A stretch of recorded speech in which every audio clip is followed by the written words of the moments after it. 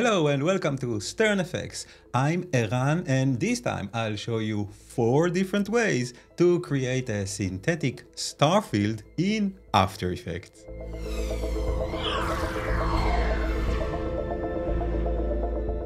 So as you may know, there are at least 4 different ways to achieve the same thing inside After Effects. And today I'm literally going to put it to the test by showing you how to use different effects and techniques to create a sky full of stars. I'm going to give you my heart because your sky full of stars.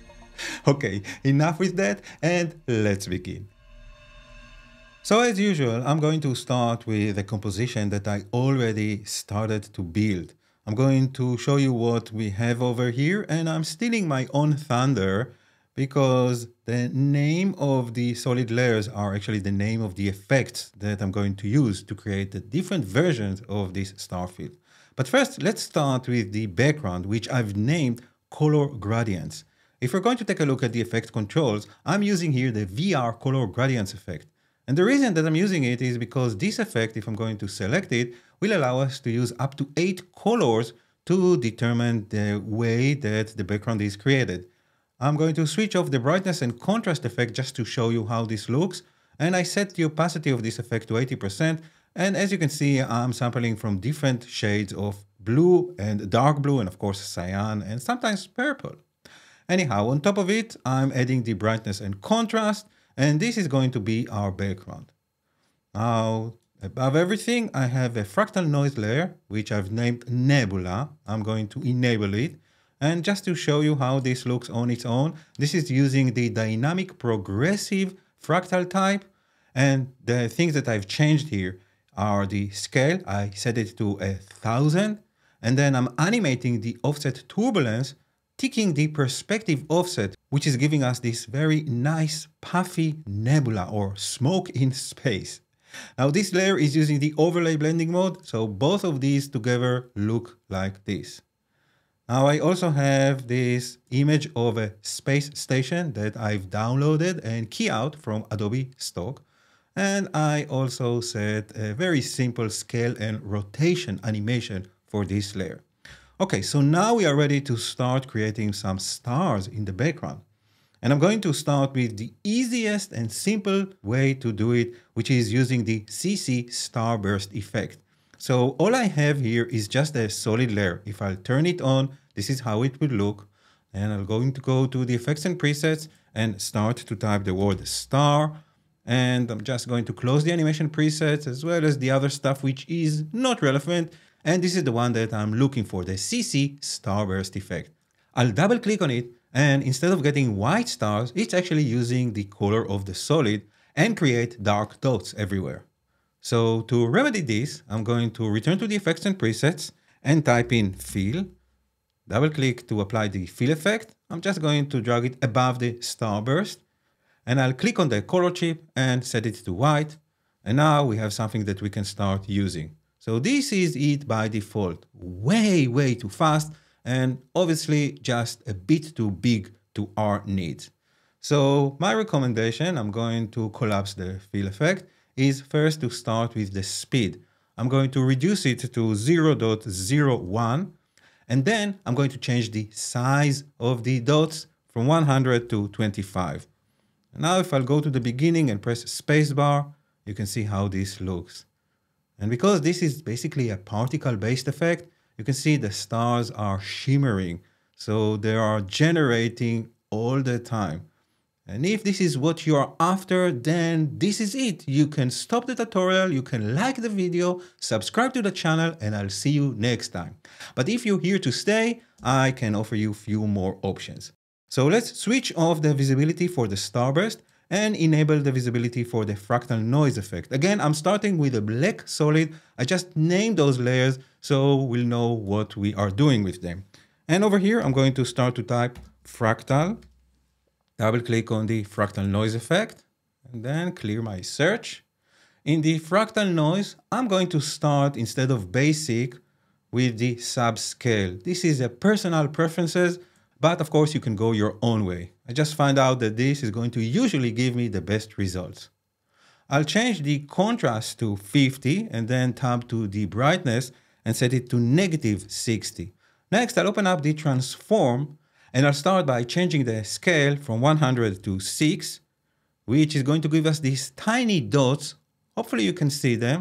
I'm also going to give it a little bit of a rotation by going to the beginning of the timeline, creating a keyframe for the rotation, and then I'll go all the way towards the end or to the end, and I'll just add 5 degrees because things tend to move very slowly in space.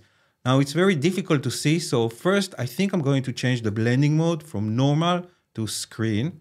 And this of course is going to take away the dark pixels of the layer, but still I can't really see those tiny dots that I've created using the fractal noise. So I'm just going to go to the effect menu and under color correction, I'll add the curves effect. And I'm just going to take all the white color or the bright colors and just bring them over to somewhere over here. And then again, I'll press spacebar to preview it and you can get a sense of how this looks. All right, let me show you another way to work. I'm going to go to the beginning, switch off the visibility for this layer, and then turn on the visibility for the ball action. And you guessed it, I'm going to use the ball action effect. So I'll start to type it, double click to apply the ball action. Again, this effect is going to use the color of the layer. So because I want actually some variation in the stars, I'm going to go to the effects and presets again, just type the digit 4 with a dash, and it will isolate the 4 color gradient effect. I'll double click to apply it and then drag it above the CC ball action effect. And let's just switch off the visibility for it for a moment. And then what I would like to do is just take away the saturation. So I'm going to go back to the effects and presets, start to type the word vibrance, double click on the vibrance effect, add it before the CC ball action, and then I'm going to take the saturation to, let's say, -80. Now I can collapse those two effects and bring back the CC ball action, and it's going to create some tiny balls out of what we've created. So I'll start by changing the scatter. Let's go with a very high number. Usually I'm starting with 300. And then I'm going to set the ball size to something very small. So 8 is going to work nicely in this case. And then if I want to animate them, the same way I did with the other two, I can change the rotation axis. I'll choose the Z or Z axis, create a keyframe at the beginning for the rotation, go to the end of my timeline, and just add maybe 3 degrees. And if I go to the beginning, you can get a sense of how this works. Again, another variation, but this one is actually 3D aware. So if you have some 3D layers, those balls are being created all over the place. All right, I'll pause the playback and I want to show you another way to work with the CC particle world effect. So I will enable the visibility for this layer, again, just starting with a black solid layer that I've named according to the effect that I'm going to use. So let's just type in the word world and double click on the CC particle world effect.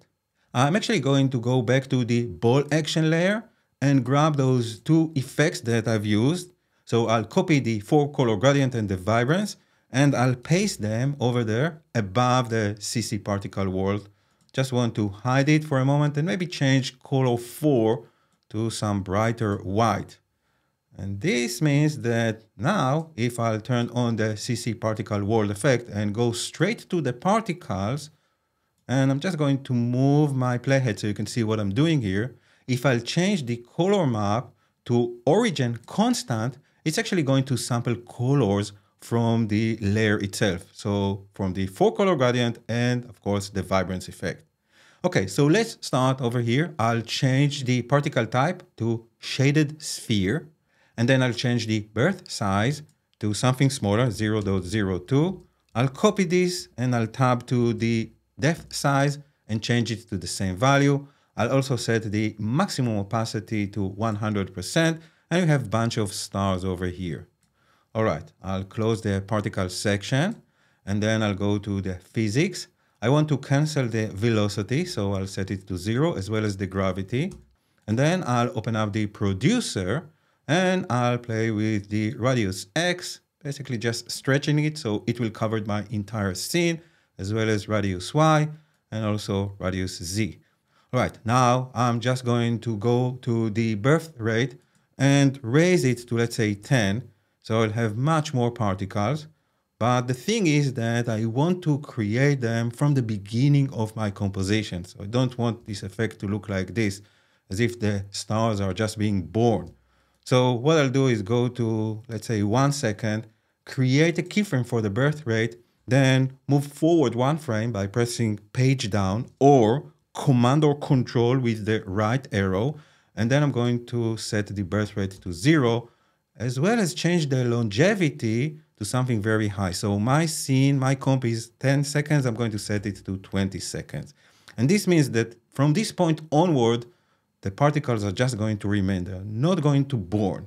So what I'll need to do is press U to see the keyframes, and then just move this layer so it will basically start over here when the particles are already in place being generated. Now I can go to the extras options, open the effect camera, and I can animate it as I did before. So I'll create a keyframe for the rotation Z at the beginning, go to the end and set it to 3 degrees. And this is how this one is looking. Now there is nothing in the world that says that you can't add a couple of them together, maybe all of them. So I'll add the ball action, as well as the fractal noise version, and maybe also the starburst. So now we have really a sky full of stars. And if it's not enough, I can also enable the shy icon here, which is going to show us 2 additional layers that I've saved just for the end. So I have an astronaut layer over here floating in mid-space, as well as a lens flare from up above. So there you go, 4 different ways to light up the sky, or in this case, space. You can use them separately or in concert, depending on your project needs. And remember that scientists estimate that there are more stars in the universe than all the grains of sand in all of the beaches, deserts, and sandboxes on Earth. And while you reflect on this, I'll ask you to click on the thumbs up button if this tutorial was useful for you. Anyway, as always, thank you for watching, and I will see you again next time.